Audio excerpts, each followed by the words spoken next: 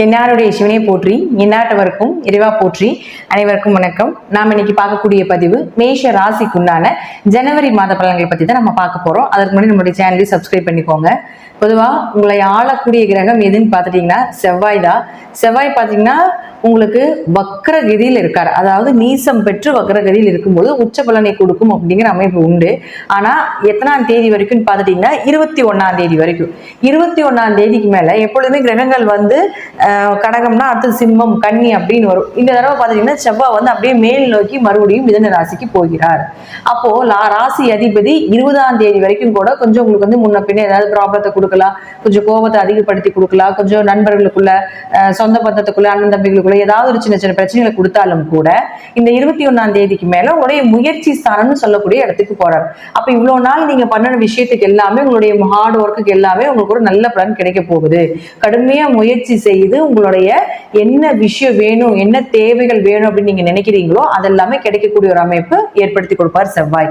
அதாவது 3ஆம் இடம் அப்படிங்கிறது நம்ம கைப்பகுதின்னு சொல்றோம். அப்புறம் ராசி அதிபதி 3ஆம் இடத்துக்கு போகும் பொழுது குடும்ப நபர்கள் ஜாதகத்திலே நம்ம என்ன சொல்லுவோம்னா 3ஆம் இடத்துல ராசி அதிபதியோ லக்னாதிபதியோ இருந்ததுன்னா தன்னுடைய குடும்பத்துல இருக்கக்கூடிய எல்லாத்தையுமே தாங்கக்கூடிய ஒரு சூழ்நிலைகள் இருக்கும் அவர்களுக்கு அப்படிங்கறத அமைப்பு.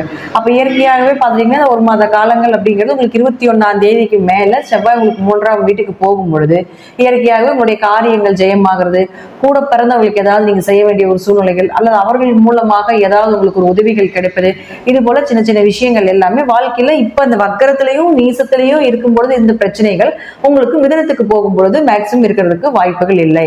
அப்ப அவரே 8ஆம் அதிபதியாகி 3ல மறையும் பொழுது 3ஆம் இடங்கிறது பாத்தீங்கன்னா ஷேர் மார்க்கெட் யூடியூப் சம்பந்தப்பட்டது இதெல்லாமே 3ஆம் இடம் தான். அப்ப இந்த துறையில அதாவது ஆன்லைன் துறையில் இருக்கக்கூடியவங்க, ஷேர் மார்க்கெட் சம்பந்தப்பட்ட துறையில் இருக்கக்கூடியவங்க, இதுல எல்லாம் இருக்கக்கூடியவர்களுக்கு ஓரளவுக்கு நற்பலன்களை கொடுக்கக்கூடிய ஒரு அமைப்பு, ஒரு பண வரவு ஏற்படுத்தி கொடுக்கக்கூடிய ஒரு அமைப்பு உண்டு. இதற்கு முன்னாடி பாத்துட்டீங்கன்னா நீசமெல்லாம் ஆயிருக்கும் பொழுது நிறைய நஷ்டங்கள் ஆயிருக்கலாம். ஆனா இப்போ அந்த 3ஆம் இடத்துக்கு செவ்வாய் வரும்பொழுது ஓரளவுக்கு மூவ் பண்றதுக்கு உண்டான வாய்ப்பையும் ஏற்படுத்தி கொடுப்பார்.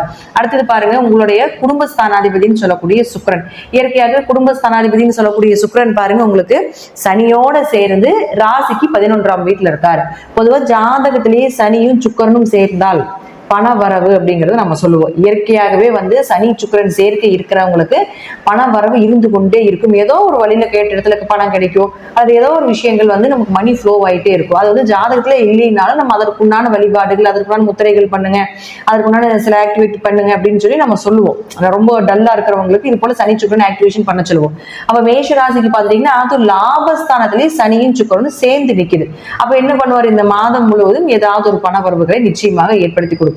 அப்ப 2ஆம் அதிபதி உங்களுடைய 2ஆம் அதிபதியான சுக்கிரன் 11ஆம் வீட்டில் லாபஸ்தானத்தில் இருக்கும் பொழுது எதிர்பார்த்ததை விட நல்ல லாபங்கள் கிடைப்பதற்குண்டான வாய்ப்புகளையும் ஏற்படுத்தி கொடுப்பார். நீங்க என்ன வேலை செஞ்சீங்கனாலும் சரி, சொந்த தொழில் பண்ணீங்கனாலும் சரி, என்ன விஷயங்களாக இருந்தாலும் உங்களுக்கு நல்ல லாபங்களை கொடுக்கக்கூடிய ஒரு அமைப்பு இந்த சனி சுக்கிரன் சேர்க்கை எப்படியோ வந்துடும். மணி வந்து எதிர்பார்த்ததை விட அதிகமா வரும் அப்படிங்கறத ஒரு அமைப்பு.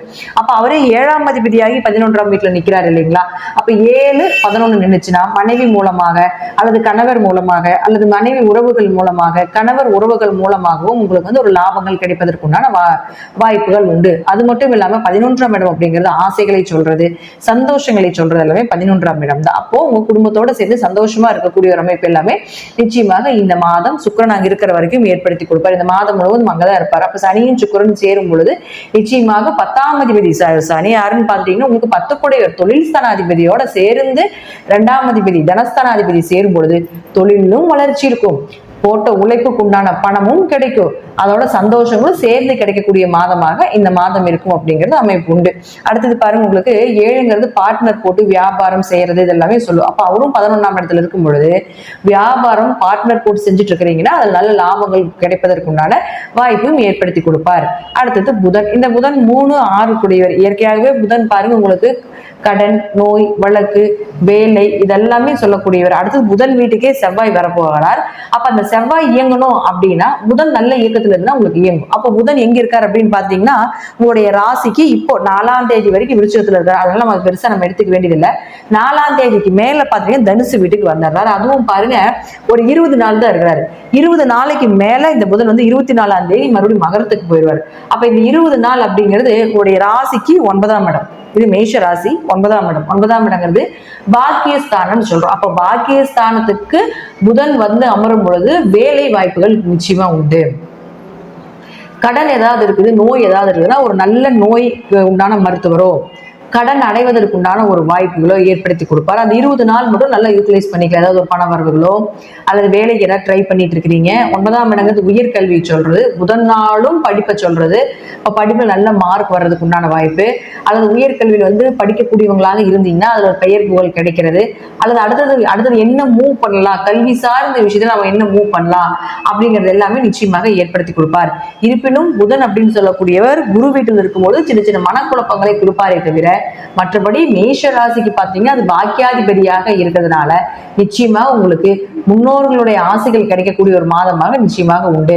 அப்போ உங்களுடைய முற்பிறவி கர்ம வினைகளை கூட கலைப்பதற்குண்டான ஏதாவது ஒரு வழிபாடுகள் செய்வதற்குண்டான வாய்ப்பையும் நிச்சயமாக ஏற்படுத்தி கொடுப்பார். தனுசு அப்படிங்கிறது இறைவன் குடியிருக்கக்கூடிய வீடு அப்படின்னு சொல்றோம். அப்ப அதற்குண்டான வாய்ப்பையும் ஏற்படுத்தி கொடுப்பார் அப்படிங்கிறதா உண்மை. அடுத்தது பாருங்க, உங்களுக்கு சூரியன். இந்த சூரியன் அப்படின்னு சொல்லக்கூடியவர் 5ஆம் அதிபதி. இந்த 5ஆம் அதிபதியான சூரியன் அப்படின்னு சொல்லக்கூடியவர் இப்ப இருக்கக்கூடிய வீடு பார்த்தீங்கன்னா அதே 9ஆம் இடத்துல பாக்கியஸ்தானத்துல இருக்கார். 5 கூடையவர் 9, 1, 5, 9 ஒரு ஜாதகத்துல வலுத்து இருந்தால் அந்த ஜாதகம் மிகப்பெரிய யோகத்தை பெறக்கூடிய ஜாதகம். அப்ப 5, 9 கனெக்டிவிட்டி ஆகுது அப்படின்னா 5ஆம் இடங்கிறது பூர்வ புண்ணிய ஸ்தானம், 9ஆம் இடங்கிறது பாக்கியஸ்தானம். இது எப்படி சொல்லலாம் அப்படின்னா 5ஆம் இடங்கிறது உங்க தாத்தா பாட்டி செஞ்ச புண்ணியம், 9ஆம் இடங்கிறது உங்க அப்பா அம்மா செஞ்ச புண்ணியம். இது ரெண்டும் கனெக்ட் ஆகும்போது இதெல்லாம் சேர்ந்து உங்களுக்கு 14ஆம் தேதி வரைக்கும் யோகத்தை கொடுக்கும். நீங்க செய்யற எல்லா விஷயங்களும் சக்சஸ் கொடுக்கும். இறை வழிபாடு, ஆன்மீகம், தானம், தர்மம், ஒரு நல்ல பெயர், மதிப்பு, இது எல்லாமே கொடுக்கும் அப்படிங்கிறதா உண்மை. 14ஆம் தேதிக்கு மேல பாருங்க, இந்த சூரியன் அப்படின்னு சொல்லக்கூடிய மகர வீட்டுக்கு போறார். மகரங்கிறது 10ஆம் இடம். அப்ப 5 கூடையவர் போய் 10ல் இருக்கும் பொழுது உங்களுக்கு சில கொஞ்சம் மைண்ட் ரீதியாக ஏதாவது ஒரு குழப்பங்கள் வரலாமே தவிர தொழில் நல்லா இருக்கும். அதே போல நீங்களும் உங்க குழந்தைகளும் சேர்ந்து செய்யக்கூடிய தொழிலாக இருக்கும். 5, 10 தொடர்பு ஏற்படும் பொழுது குலதெய்வ வழிபாடு செஞ்சீங்கன்னா தொழில மிகப்பெரிய வளர்ச்சியை கொடுக்காம அது போகாது. ஏன்னா 5ஆம் இடம் அப்படிங்கிறது பார்த்தீங்கன்னா உங்களுக்கு குலதெய்வம். அப்ப 5 கூட 10ல் இருக்கும் பொழுது 10 தொழில். அப்போ இந்த மாதம் நீங்க குலதெய்வத்தை 14ஆம் தேதிக்கு மேல வழிபாடு பண்ணினீங்கன்னா இந்த ஒரு மாத காலங்களும் தொழில நல்ல வளர்ச்சியை கொடுக்கக்கூடிய அமைப்பை ஏற்படுத்தி கொடுக்கும். 5ங்கிறது அதிர்ஷ்டம் சொல்றோம். அப்ப அந்த 5ஆம் அதிபதி சூரியன் 10ல் வரும் பொழுது உங்களுக்கு தொழில நல்ல அதிர்ஷ்டங்கள் ஏற்பட போகுது. எந்த தொழில் பண்ணிட்டு இருந்தீங்கனாலும் அந்த தொழிலே வந்து உங்களுக்கு மிகப்பெரிய பண வளர்ச்சியை கொடுக்கக்கூடிய ஒரு தொழிலாக மாறும் அப்படிங்கிறத அமைப்பு. 5, 10 தொடர்பு வரணும். அப்பதான் வந்து நமக்கு கர்ம, அதாவது 10ஆம் இடம் நம்ம தொழில மட்டும் சொல்லக்கூடாதுங்க, நம்மளுடைய கர்ம வினையை சொல்லக்கூடிய ஒரு இடமும் கர்மாஸ்தானம்னு சொல்றது ஒரு 10 தான். அப்ப 5ஆம் அதிபதி 10ல் போய் இருக்கும் பொழுது உங்களுடைய நல்ல கர்மா எங்க போகுது, அதோட அதிர்ஷ்டங்கள் கிடைக்க போகுது அப்படிங்கிறதா முற்றிலும் உண்மை. அடுத்தது உங்களுக்கு குரு பகவான். இந்த குரு அப்படின்னு சொல்லக்கூடியவர் நம்ம முதல்லயே சொல்லியிருப்போம். இப்போ 9 மற்றும் 12ஆம் அதிபதியாகி வக்கரத்துல நிற்கிறார். அது பிப்ரவரி மாசம் 4ஆம் தேதி வரைக்கும். அப்ப இந்த மாசம் முழுவதுமே குரு கொஞ்சம் வக்கரமா இருக்கிறதுனால அப்பா, பூர்வீக சொத்துக்கள் இதுல எல்லாமே கொஞ்சம் கவனமா கொஞ்சம் ஹேண்டில் பண்ணாம இருக்கணும். என்ன நடக்குதோ நடந்துட்டு போகட்டும் அப்படின்னு சொல்லி விட்டுருங்க. அது மட்டும் இல்லாம பாருங்க, அவர் பயணத்தை கொடுக்கக்கூடியவர் குரு.